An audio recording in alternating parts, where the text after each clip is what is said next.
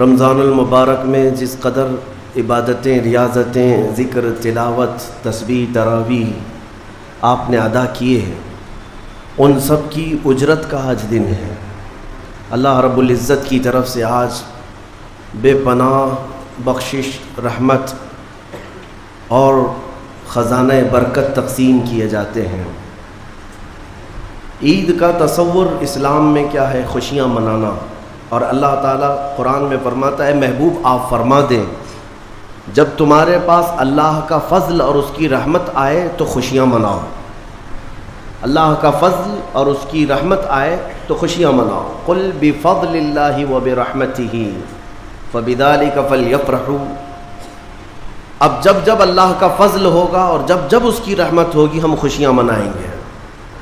اور خوش ہونے کا انداز اور طریقہ کیا ہونا چاہیے؟ وہ سنت نبوی سے ہمیں حاصل کرنا چاہیے۔ خوشیاں منانے کا مطلب یہ نہیں ہے کہ ہم دنیا جیسے خوشیاں مناتی ہے اسی انداز میں منانے لگ جائیں۔ اسلام ہر چیز میں خط امتیاز رکھتا ہے۔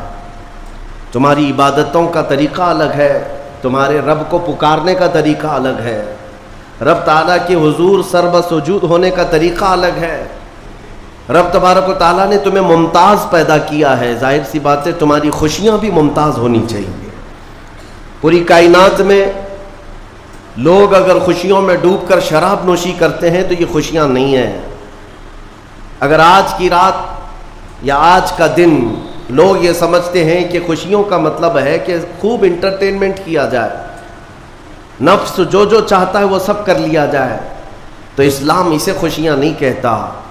میرے عزیزو، میں یقین کے ساتھ کہتا ہوں کہ اسلام میں جو بھی عید آئی ہے، جو بھی عید ہے، آپ اس کا تجزیہ کر کے دیکھیں۔ آپ کو کھلے میدانوں میں سڑکوں پر چھوڑ نہیں دیا جاتا کہ دن بھر جو کرنا ہے کرو، نہیں، بلکہ خوشیاں منانے کا طریقہ یہ بتایا گیا ہے کہ سب سے پہلے اٹھنے کے بعد وضو، غسل، عطر، خوشبو کے ساتھ پہلے بارگاہ رب العزت میں آؤ اور سجدہ کرو۔ یہ خوشیاں منانے کا سب سے پہلا طریقہ یہ ہے کہ مسلمان جب سب سے زیادہ خوش ہوتا ہے تو سجدہ کرتا ہے۔ تو سجدہ کرنے کے لیے آج عیدگاہوں میں، مسجدوں میں جو لوگوں کی آج قطاریں ہیں، صفیں لگی ہیں، میرے عزیزو، یہ اسلام کا خوشی منانے کا طریقہ ہے۔ یہ نہیں کہ لوگوں کے درمیان کچرا بن کر کے، لوگوں کو ایذا دے کر کے خوشیاں منائی جائے، اسلام اس کا قائل نہیں ہے۔ بہرحال سب سے بڑی خوشی ہمارے لیے کون سی ہے؟ اللہ نے فرمایا قرآن میں، اے محبوب آپ فرما دیں جب اللہ کا فضل آئے اور اس کی رحمت تو خوشیاں مناؤ۔ تو اللہ کا فضل اور اس کی رحمت کیا ہے؟ اللہ کا فضل اور اس کی رحمت کیا ہے؟ بہت ساری چیزیں ہیں۔ رمضان یہ اللہ کا فضل ہی تو تھا، تمہیں کھلا پلا رہا ہے یہ اللہ کی رحمت ہی تو تھی، تمہیں صحت اور تندرستی دیا یہ اس کی رحمت ہی تھی۔ تو یہ فضل اور یہ رحمت ہے، لیکن سب سے بڑی رحمت جب تمہارے پاس آئے تو خوشیاں مناؤ۔ قرآن کہتا ہے سب سے بڑی رحمت کیا ہے؟ وَمَا أَرْسَلْنَاكَ إِلَّا رَحْمَةً لِّلْعَالَمِينَ۔ محبوب ہم نے آپ کو سارے جہانوں کی رحمت بنا کر بھیجا ہے۔ پتہ یہ چلا کہ کائنات کی سب سے بڑی رحمت مصطفیٰ کریم کی ذات پاک ہے، اور جب وہ آئے تو سب سے بڑی خوشی کا دن ہوتا ہے۔ اسی لیے کہا ہے کہ دونوں عیدوں سے افضل ہے عید میلاد رسول، چاہے عید الفطر ہو یا بقرعید ہو، عید الاضحیٰ ہو، یہ دونوں عیدوں سے افضل ہے عید میلاد رسول۔ اس کی وجہ یہ ہے کہ ہمیں نہ عید الفطر معلوم ہوتی نہ عید الاضحیٰ معلوم ہوتی، یہ سب معلوم ہوئی ہیں اگر تو آمنہ کے لال کے صدقے میں معلوم ہے۔ ہاں، ہمیں رمضان پتہ چلا ہے، عید پتہ چلی ہے، تو کس کی بدولت؟ اگر مصطفیٰ کریم صلی اللہ علیہ وسلم نہ آتے نہ بتاتے تو کون سے رمضان کا تصور تھا، کون سی عید پتہ چلتی؟ اسی لیے حاصل کلام تو یہ ہے میرے عزیزو، وہ جو نہ تھے تو کچھ نہ تھا، وہ جو نہ ہو تو کچھ نہ ہو، جان ہے وہ جہان کی اور جان ہے تو جہان ہے۔ آج عید اگر منانا بھی ہے تو میں یہ ضرور کہوں گا کہ آج عید پڑھنے کے بعد، نماز پڑھنے کے بعد سب سے پہلا کام جو آپ کرتے ہیں وہ کیا ہے؟ سب سے پہلا کام آپ یہ کرتے ہیں اپنے ماں باپ، اپنے رشتہ داروں سے ملاقات، اور گھر جلدی بھاگ کر کے جاتے ہیں کہ اپنے بڑوں سے ملاقات کرنا ہے۔ آج مصافحہ معانقہ کا دن ہے۔ آپ کو اپنے ماں باپ جس قدر یاد رہتے ہیں، میرے عزیزو اس رسول کو آج ہرگز فراموش نہ کرو جو اپنی رات کی تنہائیوں میں تمہیں امتی امتی کہہ کر یاد کیا کرتے تھے. آج ان کا دن ہے، آج اس رسول پاک کا دن ہے. سورج کے ڈوبنے سے پہلے پہلے تک کثرت سے میرے آقا کی بارگاہ میں بیٹھ کر درود بھیجو اور عرض کرو کہ آقا آج میری خوشی کا دن ہے. میں اپنے ماں، اپنے باپ، اپنے بھائی، اپنے بہن سب سے زیادہ اگر دنیا میں کسی سے پیار کرتا ہوں تو آپ کی ذات مبارکہ ہے. رسول پاک صلی اللہ تعالیٰ علیہ وسلم کو یاد کرنا آج کی عید کے دن کا ایک بہت ہی بڑا حصہ ہے مومنوں. باقی میں دوسروں کے بارے میں نہیں کہہ سکتا جن لوگوں نے آج کی عید کو جوا کا اڈا بنا لیا ہو، شراب پینے کا ذریعہ بنا لیا ہو، سینما تھیٹر پہ جا کر کے عیش کرنے کا ذریعہ سمجھاؤ. میں سمجھتا ہوں کہ ان کے اندر روح اسلام نہیں آئی. اگر اسلام کی روح ہوتی، اگر ایمان ان کے قلب میں بشاشت پیدا کر چکا ہوتا تو ہرگز وہ ایسی جگہ قدم بھی نہیں رکھتے. اے میرے عزیزو، آج مصطفیٰ کریم صلی اللہ علیہ وسلم کے سچے غلام بن کر کے دکھانے کا بھی دن ہے. آج دنیا تمہیں دیکھ رہی ہے، آج پوری دنیا دیکھ بھی رہی ہے اور ڈر بھی رہی ہے کہ یہ باہر نکلے ہیں آج کیا ہونے والا ہے.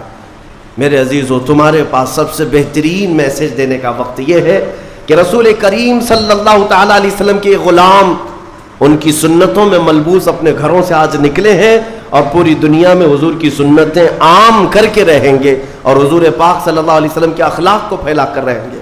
آج تمہارے ذریعے سے حضور اکرم صلی اللہ علیہ وسلم کے اخلاق عام ہونی چاہیے.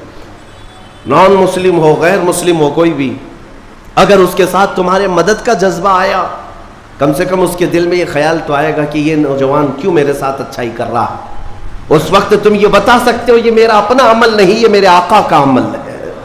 نبی پاک صلی اللہ تعالیٰ علیہ وسلم آج کے دن غریبوں کو نہیں بھولتے، یتیموں کو فراموش نہیں کرتے. حضور پاک صلی اللہ تعالیٰ علیہ وسلم آج ان یتیموں، بیواؤں، سب کے گھروں کا خیال تک رکھتے تھے. عزیزان گرامی وقار، آج عید کے ان لمحات میں یقیناً رمضان المبارک گزر جانے کے بعد خوشیوں کا دن ضرور ہوتا ہے، لیکن ساتھ ہی آج ہمیں قلق بھی ہے، غم بھی ہے ہمارے ان بھائیوں کا جو آج عید منانے کے لیے یا تو ہمارے ساتھ نہیں ہیں، ناحق جیلوں میں بند ہیں، کچھ بے قصور قیدی ہیں، اور بہت سارے وہ لوگ ہیں جن کے ہاں اسباب کی کمی ہے اور کوئی عید نہیں ہے ان کے ہاں. وہ فلسطین کا علاقہ ہو کہ شام ہو کہ یمن ہو کہ عراق ہو، ان کے ہاں کوئی عید نہیں. وہ کھلے میدانوں میں آج بھی ایک ایک روٹی اور بوٹی کے لیے ترس رہے ہوں گے. آج اس درد کے ساتھ ہم عید کے لیے حاضر ہیں اور بارگاہ مولا میں یہ عرض ضرور کریں گے کہ مولا، جہاں تو ہمیں نرم لقمے کھلا رہا ہے، حضور کی اس غریب امت پر بھی رحم فرما دے. ایک میرا ہی رحمت میں دعویٰ نہیں، شاہ کی ساری امت پہ لاکھوں سلام. آج عید کے دن جو کام کرنے کے ہیں، میرے مصطفیٰ کریم صلی اللہ علیہ وسلم کو راضی کرنے کا دن ہے. آج کے دن حضور فرماتے ہیں اللہ تعالیٰ کو سب سے زیادہ پسندیدہ جو عمل ہے، سب سے زیادہ پسندیدہ وہ دو ہے. دو عمل اللہ کو بہت پسند ہے آج کے دن.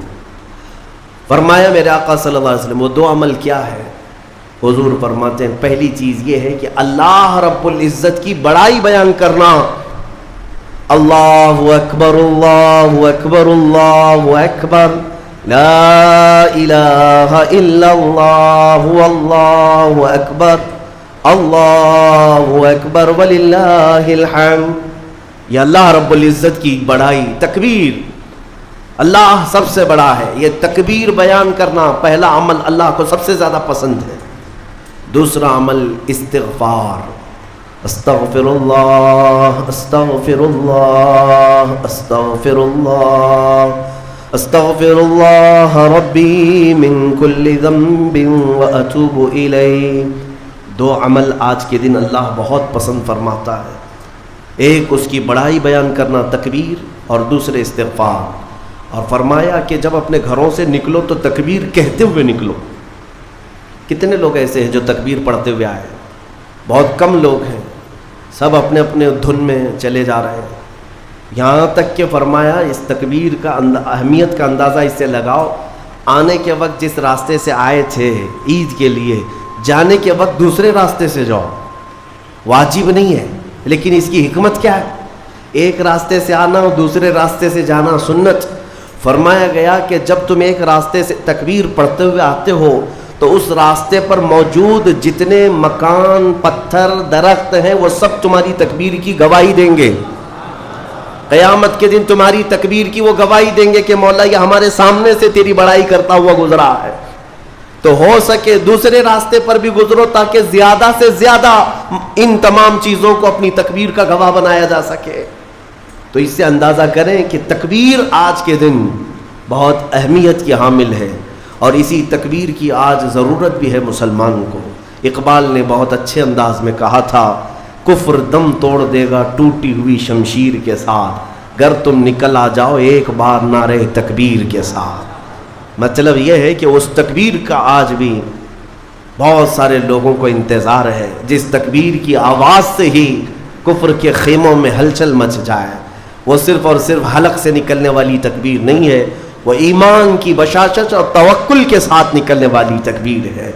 اللہ رب العزت ہم سب کو کہنے سننے سے زیادہ عمل کی توفیق عطا فرمائے. آج میرے عزیزوں، عید الفطر میں جو نہیں کرنے کے کام ہے وہ مجھے بتانے کی ضرورت نہیں، سمجھدار طبقہ ہے ہمارا. آج شام تک ایک بات طے کر کے رکھ لینا، کیونکہ کل رات کو ہی شیطان آیا ہے چھوٹ کر کے قید سے، اور وہ اپنے پورے فورس کے ساتھ چاہتا ہے کہ تمہیں کسی نہ کسی طرح سے ان راستوں سے لے کر گناہوں کے اڈوں پر لے جاؤ. کتنے ایسے لوگ ہیں جو ایک ہی دن میں اس کے شکنجے میں پھنس جاتے ہیں، یہ ان کا معاملہ ہے. اسی لیے آج شام تک اپنے آپ کو کنٹرول کرو کہ میں نہ آج گانے بجانے، سینما اور جوؤں کی طرف جاؤں گا، اور نہ ہی بے حیائی کے اڈوں کی طرف جاؤں گا. آج کا دن اللہ رب العزت اپنے فرشتوں پر رشک فرماتا ہے. توجہ تو چاہتا ہوں، توجہ. عید کے دن جب بندے سجدے میں گرتے ہیں، عیدگاہ ہو کہ مسجدیں ہو، جیسے ہی تم عید کے دن سجدے میں چلے جاتے ہو، یہ لمحہ کون سا ہے جانتے ہیں آپ؟ یہ لمحہ کون سا ہے؟ جس دن دنیا پوری، آپ بھی رمضان بھر سجدے میں گئے ہوں گے، عبادتیں کر کے بھی کیا مانگتے تھے؟ اللہ تو راضی ہو جا. ہم یہاں مانگ رہے تھے، لیکن عید کے دن کے سجدے کے بارے میں فرمایا گیا جیسی امت سجدے میں جاتی ہے، مولا سارے فرشتوں میں اعلان فرماتا ہے، فرشتوں آؤ دیکھو میرے بندے، میں ان سب سے راضی ہوں اور ان سب پر مجھے رشک آتا ہے. آج دنیا خوشیوں میں ڈوب کر کے عیاشی کرنا چاہتی ہے، لیکن میرے یہ بندے ہیں جو دنیا کو ترک کر کے میری بارگاہ میں سجدہ ریز ہیں. آج مولا رب العزت رشک فرماتا ہے فرشتوں پر.